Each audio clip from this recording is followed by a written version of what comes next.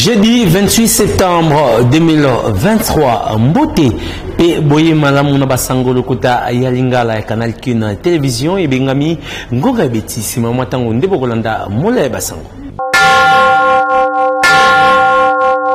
Tofunga basango na ngambo ya sécurité pour notre unité porte-parole ya opération Soukola aidé à FARDC na province ya Nord Kivu, lieutenant-colonel Njike Kaiko a sa déclaration moko le mercredi 27 septembre 2023 pour notre tali sa provocation ya ba rebelle terroriste ya M23 oyo bazali bongo appuyé na Rwanda pambate batantaki lisusu mokolo lobby kokota na ba village oyo ba FARDC bazali bongo occupé chance topé nzambe azali kaka na ngambo ya République démocratique du Congo pambate bakutanaki na ba FARDC oyo ba repoussaki bango lisusu pona koloba bazwa ki frappe na ndenge ya kusakana te toka ye azali bongo na micro ya Nico Mulengo. Communauté des États d'Afrique de l'Est, les terroristes du M23 appuyés par l'armée rwandaise s'évertuent à saboter les 10 accords. En effet, c'est depuis l'adresse de son Excellence Monsieur le Président de la République, chef de l'État, commandant suprême des forces armées et de la police nationale congolaise à la tribune des Nations Unies, à l'occasion de la 78e session de l'Assemblée générale, adresse au cours de laquelle l'autorité suprême a réaffirmé le refus de tout dialogue direct avec les terroristes du M23/RDF. Ces derniers ont réoccupé des localités jadis abandonnées dans le cadre du cessez-le-feu. Il s'agit en l'occurrence des collines de Kibarizu, Kabarakasha, Kirungu Bukombo, Rugogwe, Busumba et Burungu en territoire de Massissi, la colline de Ruunda et Kibumba en territoire de Nyiragongo. Ce mercredi 27 septembre 2023, dans la matinée, ces terroristes ont tenté de s'installer encore sur la crête Kanyamaoro à Kibumba, allant jusqu'à placer le contingent kenyan de l'EAC derrière ces lignes. Il a fallu la pression des forces armées de la République démocratique du Congo et la dissuasion de la force régionale de l'EAC pour que ces derniers se retirent. De ce fait, les forces armées de la République démocratique du Congo considèrent cet acte comme une énième provocation et appellent la communauté nationale et internationale, la communauté des États d'Afrique de l'Est, le mécanisme conjoint de vérification élargi, ainsi que le mécanisme ad hoc de vérification, de tirer toutes les conséquences irrélatives. Politico à présent, édition le Sengebusimbaïté Misala Topé, travaux préparatoires, il y a 4e congrès, il y a mouvement de libération du Congo, MLC, Namukuse, Fongamaki Mokolo, jeudi 28 septembre 2023, dans jardin botanique, à Kinshasa, Wapi, pour la première journée, qui vont consacrer la série à la formation, na Italie, idéologie à partir démocratie, et organisation statutaire. Patrick Lusala, Azalaki, on a pris en compte un sur place na jardin botanique ya Kinshasa baike ba se mobilisaki lokola motomoko na bilamba ya couleur tope langi ya formation politique ya vice-premier ministre ministre de défense nationale et ancien combattant Jean-Pierre Bemba Gombo koloba bongo mouvement de libération du Congo MLC na Mukuse. Wapi na kati ya mwana kisolo ba banderole BFJ ya initiateur ya parti MLC bongo ba militant pour la cadre ya MLC ba zalaki visible na kati ya salo les susu elongo na ba délégation oyo e utaki na ba province lokola pe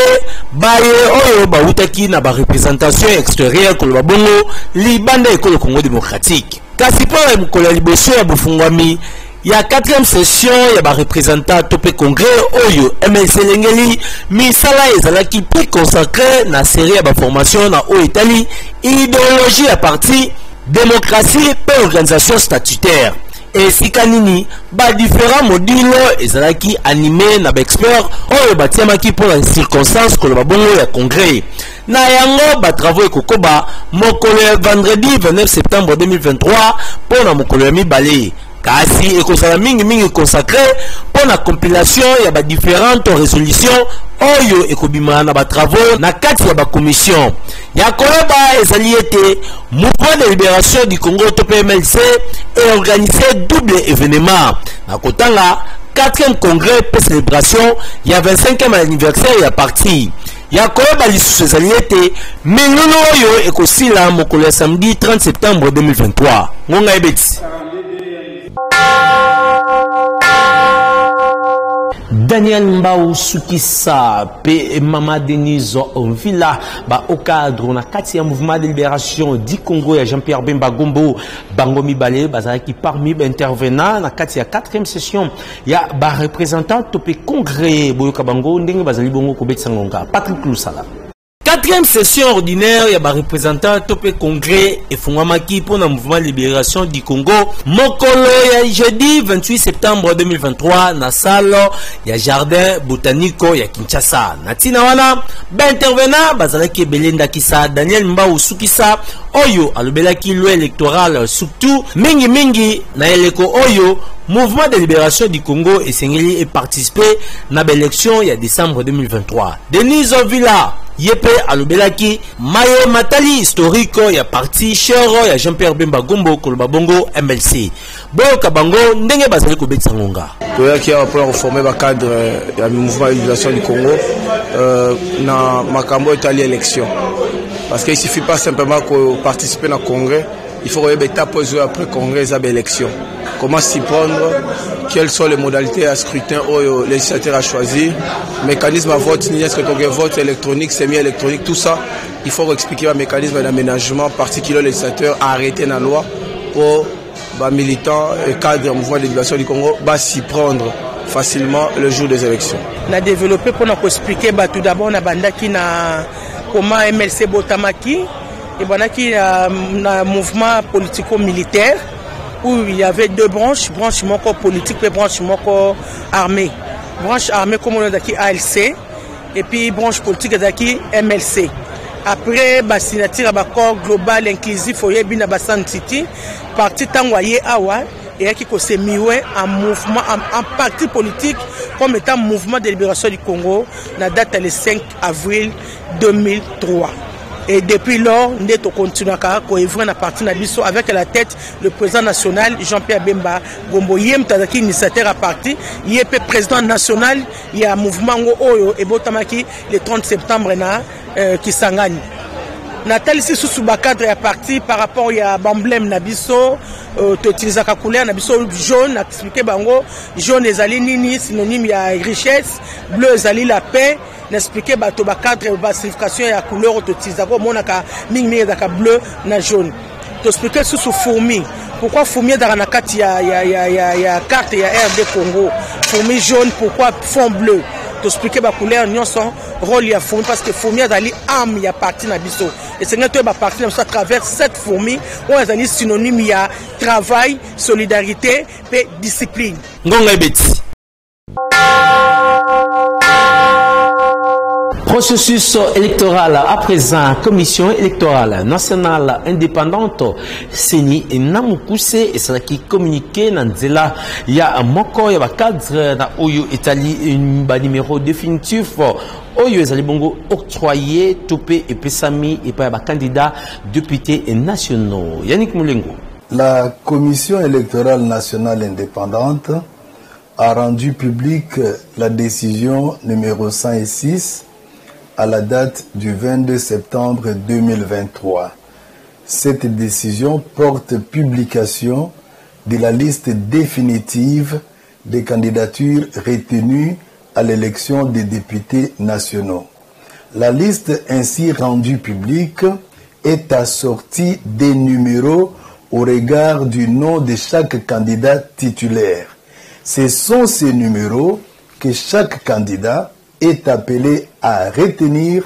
et à communiquer à ses électeurs pendant la campagne électorale, car il s'agit bel et bien des numéros définitifs des candidats qui seront repris sur les dispositifs électroniques de vote. Et donc, la population est appelée à ne pas suivre tout ce qui se raconte ou s'écrit sur les réseaux sociaux. Les numéros publiés sur la liste des candidats députés nationaux sont des numéros définitifs des candidats qui vont leur permettre, n'est-ce pas, de battre campagne. Et ces numéros, chaque candidat est appelé le moment venu de les communiquer à ses électeurs. La campagne électorale pour l'élection des députés nationaux est prévue du 19 novembre 2023 au 18 décembre 2023, et cela conformément au calendrier électoral rendu public par la Commission électorale nationale indépendante depuis le 26 novembre 2022. C'est pendant cette période de campagne que chaque candidat communiquera à ses électeurs son numéro définitif repris à côté de son nom sur la liste définitive publiée le 22 septembre 2023. Conseil supérieur de l'audiovisuel du Congo, c'est ça quand on pousse et puis ici dans les médias, les professionnels, il y a des médias qui ont des messages. Oyo, ezali ko le belamingi penza, ezali na caractère ya campagne électorale. Yamboete date oyo seni atia pona yango e babongo kokuka batalisaki yango na nzela mukanda oyo ezalaki publié mokolo mardi 26 septembre 2023. Mijaloa na communiqué moko oyo esalemaki le 26 septembre 2023, Conseil supérieur ya audiovisuel et la communication, c'est ça que Namokuse a constaté était campagne électorale moko précoce ezali ko salema na ba média ou ta publication ya liste définitive ya ba candidat na députation nationale et salema tolobi le 23 septembre 2023 et l'équipe. C'est ça qui est rappelé était date ya kobanda campagne électorale oyo ezalaki annoncé pa ya seni et komi dans noté. C'est ça azali ko senga na ba média pe na ba professionnel ya média batika kolekisa ba message nyonso oyo ezali na caractère ya ko sala promotion kolandisa na campagne électorale. Na ba média oyo babandi déjà kolekisa ba message ya boye na ko buka kanibeko esengeli batika soki te bakozala sanctionné conformément na directive ya CESAC numéro CESAC bar AP, bar 00D, bar 2015, il y a 5 mars relatif na campagne électorale nanzela ya média et lobaki CESAC. Bureau ya CESAC et sengi na ba journaliste, animateur, ba producteur, ba technicien, pe ba professionnel mususu ya média, ba kisa ba politicien, ba lingamboka, bazala ba patriote, pe ba respecter kaka mibe kote, kasi ba respecter pe lisusu processus électoral yango moko. Bureau ya CESAC a sengi na bango balanda penza makomi ya article 80 ya loi numéro 015 bar 001 ya le 12 février 2015 na o etali ba man pona mutu nyonso oyo akosala campagne électorale na libanda ya période oyo seni atiaki. Mukanda o etiami mokolo to na Njibu Ngoyi Serge, rapporteur adjoint. Ngonga et Betty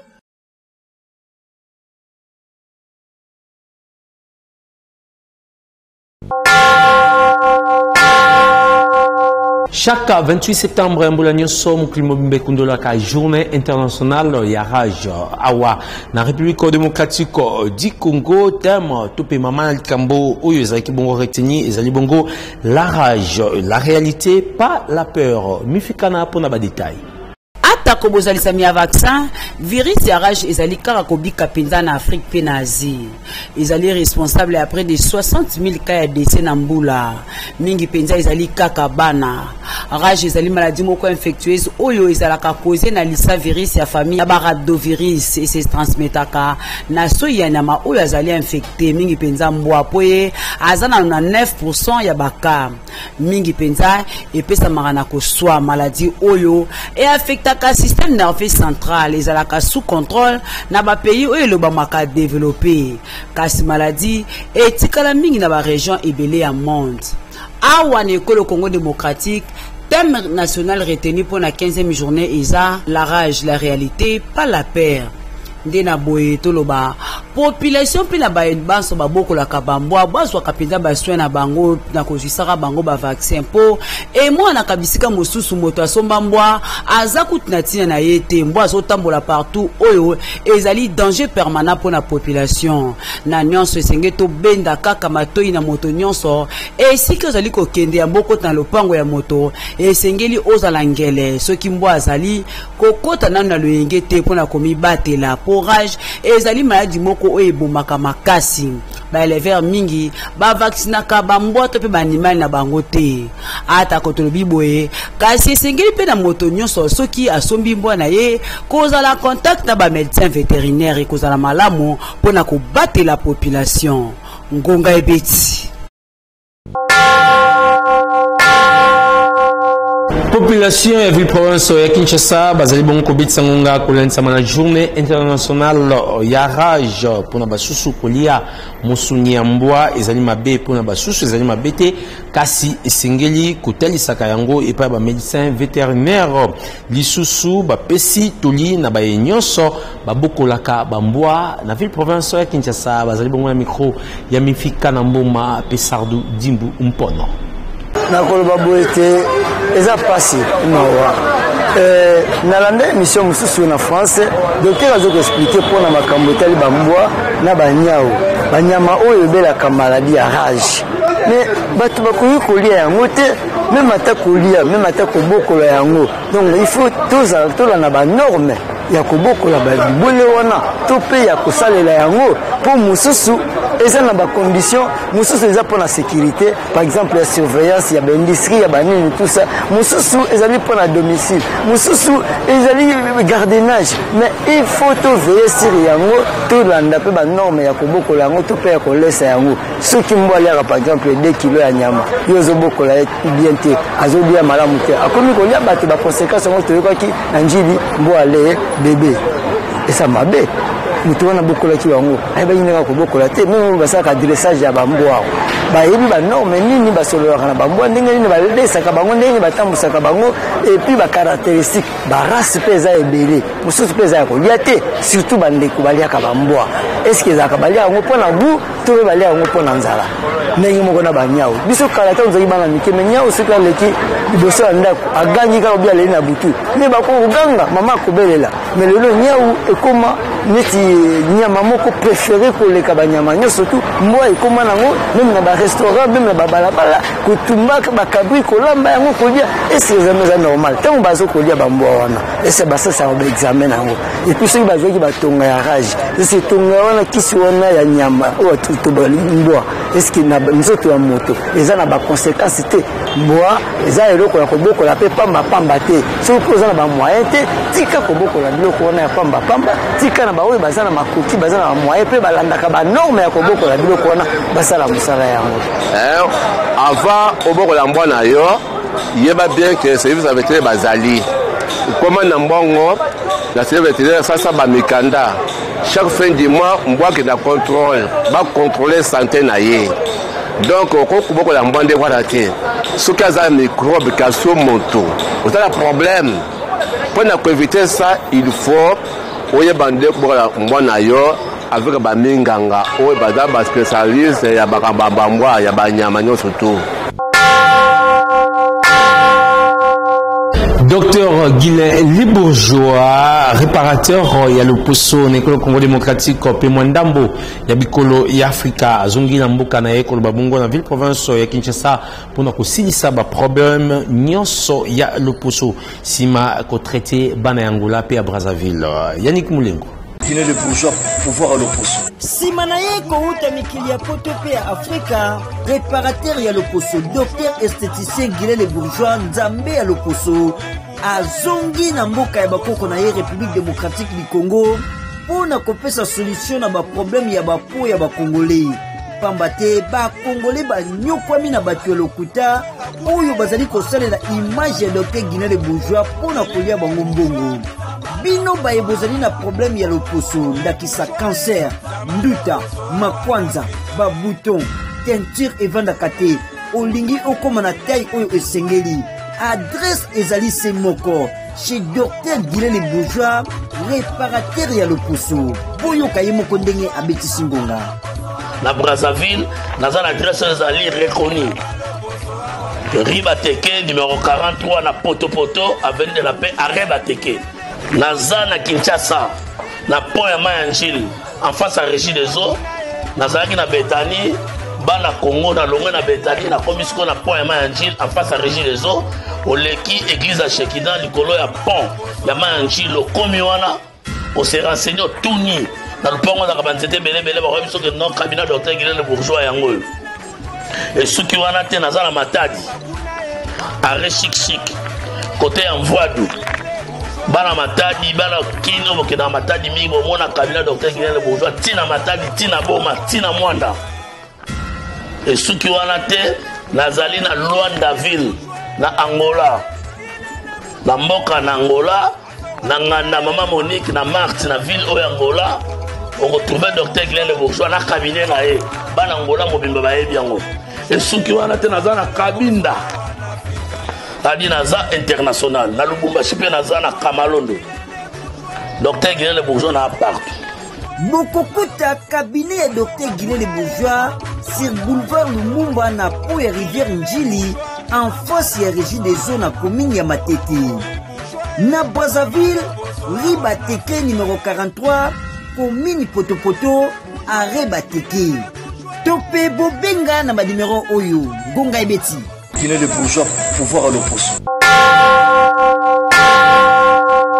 Balabala Landu na tronçon na yango Kubanda Bongo avenue de Libération ex 24 novembre nzela esalemi kitoko pona kokende komino ya Kintambo mingi penza na nzela ya Kanluka epesi penza population makasi pesengo pona kokumisa misala ya ville province ya Kinshasa mingi penza ya mokonzi mboka Félix Antoine Tshisekedi Tshilombo Sardudi Mbumpono pe mifika na mbuma bakitaki wana pona kosala constant bokangoka.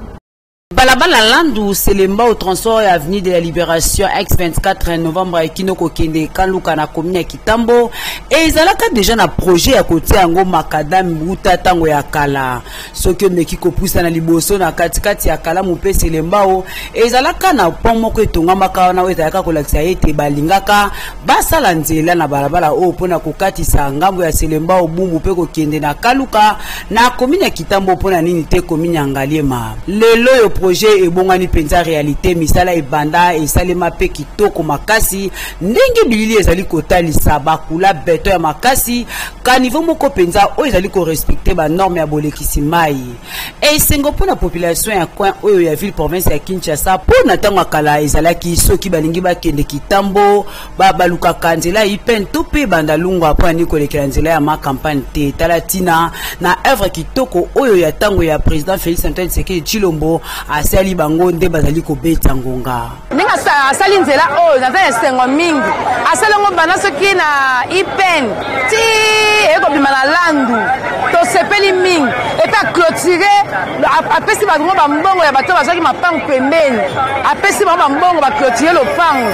baclotire kutia pembeni naza na esengo mingi mponi bafongo biso nzela ya Landu mais désordre mongo ezozala kati na bisika oyo ya bana ya moto bokondi na afongoli nzela te na kati eloko te alebala ya moto baza kosala désordre na liboso ya Landu ya 24 baza kosala désordre mongo na ndenge osakana te société makasi ndenge papa asali biso nzela siko tozalaka inauguration ya nzela yango nasepeli makasi ndenge Fati Beta asali biso nzela oyo nasepeli naza na esengo natonisami na esengo population ya Selemba obumbu pe bakomini mosusu oyo bakozala bénéficiaire ya nzela oyo losambo na bango ezali kaka nzambe ya batela chef de l'État Félix Antoine Tshisekedi Tshilombo pona œuvre kitoko oyo ngonga ebeti.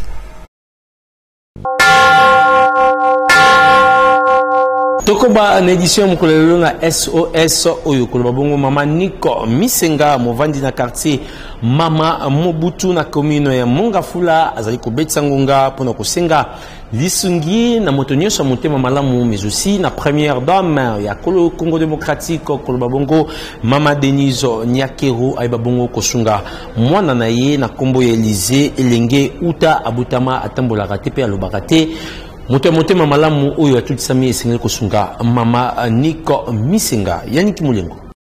akokisi 6 ans uta abotama mwana oyo bozali komona na bilili na kombo ya Élysée Alenge ye atambulaka te pe alobaka te. Situation na ye ezali kosenga intervention ya makasi. Lokola libota ezali na makoki te nde mama na ye na kombo ya Niki Misenga azali kotoke na porte ya première dame mama Denise Nyakero Tshisekedi pe ya moto nyonso ya motema malamu kosalisa bango. Boyo Kangonga amela mai na kama amela mai na ngumba lebi fona ke nai na hospital lakini hospital ya Ngaliema na fondation mama Olive bazoya prise en charge pour opérer mais na sima opération balandeli epete ajipe nani traitement bien te na asenga na bato nyonso ya bonne volonté basunganga mpe surtout epa mama Denise na fondation na ye mobimba basunganga mpona mwana nanga atambolaka te atelemaka te afandaka mpe te mpe kolia na ye eza matata ngonga ebeti.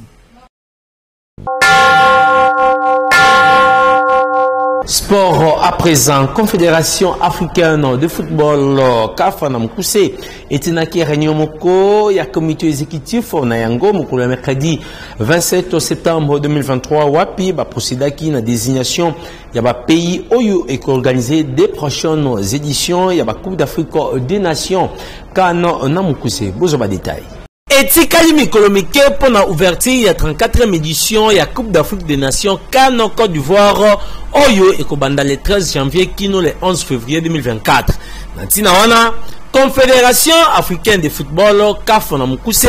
et outi ko décider ya kopesa organisation ya 35e édition ya Coupe d'Afrique des Nations 2025 na Maroc. Pe oyo ya 36e édition na 3 pays koloba bongo Kenya, Uganda pe Tanzanie. Yango etalisi penza ete ezali première fois que CAN eboka lisusu misu na Afrique de l'Est uta 1976. Pe lisusu ezali mbala liboso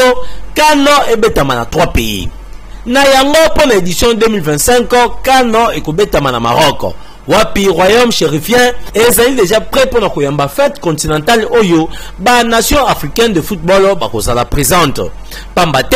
Maroc ezali pe candidat pour l'organisation ya Coupe du Monde na Espagne na Portugal. Maroc euti lisusu ko organiser sans lacune ba compétition africaine misusu local la CAN féminine 2022 ya ba U23 pe ba ko organiser lisusu CAN féminine na 2024. République démocratique du Congo ezali kaka kotika la sima dozali koyeba te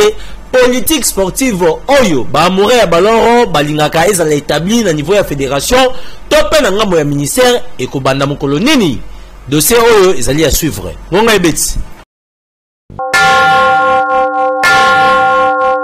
Awande na zui ningi sawa kabona bino soki bosepela ki bopesa merci na moya maele Patrick Lusala wazaki bongo sima caméra merci pe lokola Alabamba Lala wasima kibongo montage kasi édition et sima kibongo na Nico Mulengo ngana bino tokuta na poso zali koya kasi mokola lobby Mija Alua nde akutananga pona ko présenter bino basango lokota lingala ya Canal Kino télévision e bengami ngonga ebeti kimi ankolo o mabota bino.